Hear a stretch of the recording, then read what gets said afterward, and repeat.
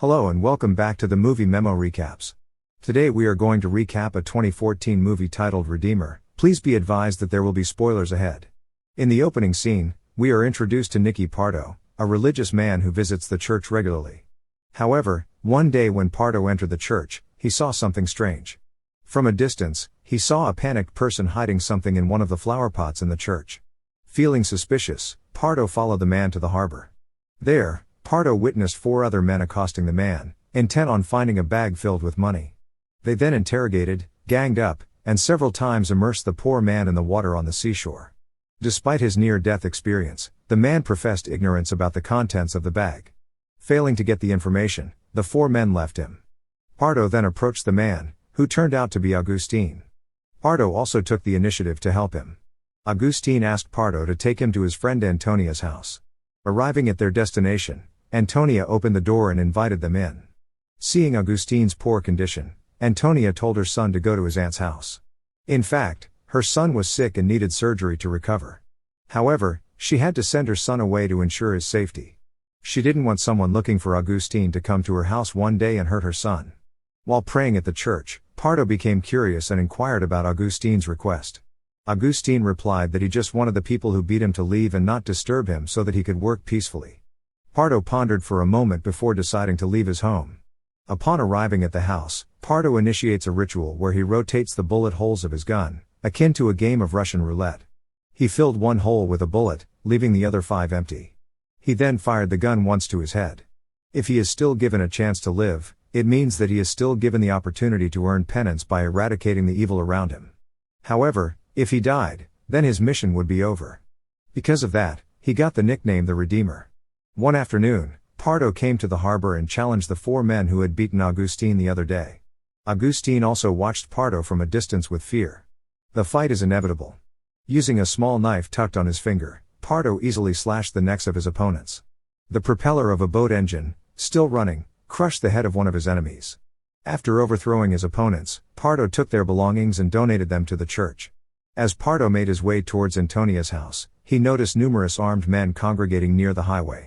Even though they ignored him, he increased his vigilance, indicating that Pardo was not the person they were searching for. Arriving at Antonia's house, Agustin begged Pardo to protect him from the gunmen. It turned out that a drug dealer boss owned the bag containing the money Agustin threw away a few days ago. Pardo agreed to assist Agustin, provided he returned the money to its rightful owner. Agustin agreed to his proposal. In order to avoid drug dealer gangs, Pardo then took Agustin and Antonia in his car to hide in a cave on a deserted beach. After that, Pardo ventured into a drug dealer gang. He offered to provide them with the location of the bag they were looking for. However, he stipulated a condition: they must depart the city immediately after retrieving the bag. Their leader, Piedra, did not immediately believe it. He wanted to first check the truth of Pardo's story.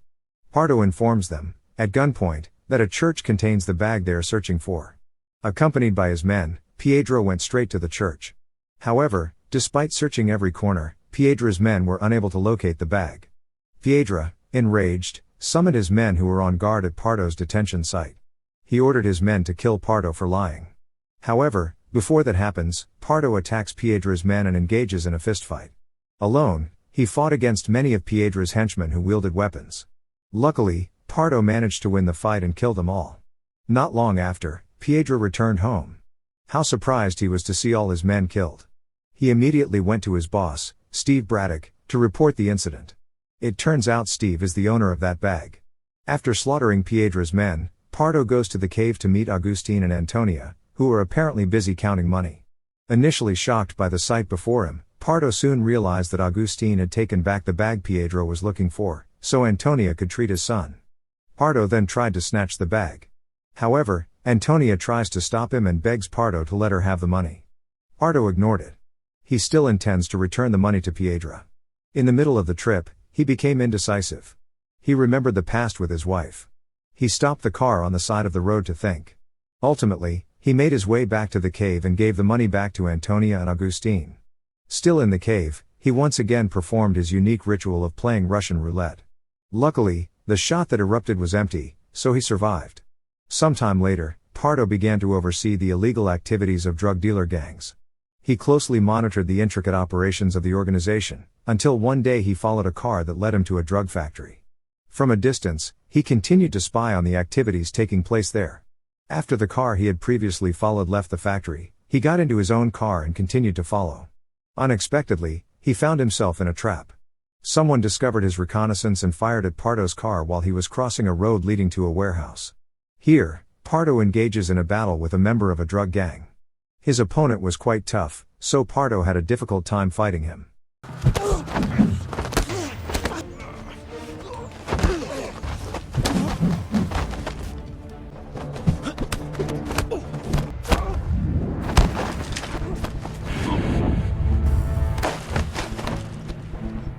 Nevertheless, Pardo ultimately triumphed over his opponent, who succumbed to a kick from Pardo.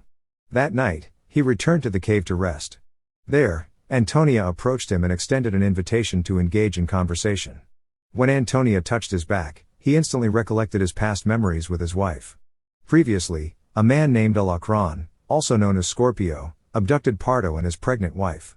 At that time, a man named Alacron, also known as Scorpio, tortured and made Pardo's wife scream in pain. The man gouged the contents of his pregnant wife's stomach in front of him. Alacron gives Pardo the choice of ending his wife's life or seeing her tortured to death. Pardo could not do anything because, at that moment, he too was in a state of bondage. Under threat of a gun, he was given a gun that was pointed at his wife's body. In a desperate situation, his desire to end his wife's suffering compelled him to shoot her. In the present, Pardo drives his car back to the drug dealer's headquarters. From the hiding cave, Augustine tried to dive to the harbor's edge to steal his boat. He intends to use the boat to escape from the city. Regrettably, Alacron's men caught him as soon as he managed to board his boat. He proceeded to dive back to the cave. However, it turned out that Alacron was waiting for him near the cave. Simultaneously, Pardo walks towards a drug factory armed with a gun. He shot at the guard standing at the gate and bravely entered the factory. The gunfight ensued fiercely.